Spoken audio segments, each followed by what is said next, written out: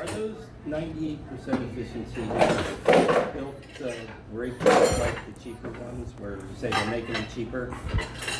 Are they still going to break? It's not like you're getting a real. I'm not going to say they're going to break because they do have a lot of quality stuff in them. But in order to heat up faster, the metals are thinner.